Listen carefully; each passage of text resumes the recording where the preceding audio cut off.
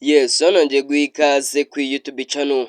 Uyu mwanya inkuru nkuzaniye rero ni inkuru igira iti ikibuga cy'indege cya Goma cyamaze gufatwa n'uyu mutwe w'iterabwoba wa M23. Ni nyuma yuko uyu mutwe wa M23 wari wahaye gasopu ingabo za Republic Iharanira Demokarasi ya Kongo ngo irambike hasi intwaro zayo, hanyuma ibi ngibi bizagabanuka. Gusa Republic Iharanira Demokarasi ya Kongo ntabwo yubahirije itegeko uyu mutwe wa M23 wayihaye, ahubwo yo yaharaniye gukora iby'imbere, bityo ngicyo birangira rwose M23 ishyizemo imbaraga nyinshi ku buryo hari n'abayobozi bamwe na bamwe bo muri Republic Iharanira Demokarasi ya Kongo bitabiyemo imana ku rugamba, bazira rwose kuba batarumvishe itegeko ryari ryatanzwe n'uyu mutwe wa M23. Umutwe wa M23 rero nubwo ibi ngibi ukomeje kubikora, gusa ntabwo ari byo gusa, ahubwo n'abaturage bamwe na bamwe muri Republic Iharanira Demokarasi ya Kongo bakomeje guhunga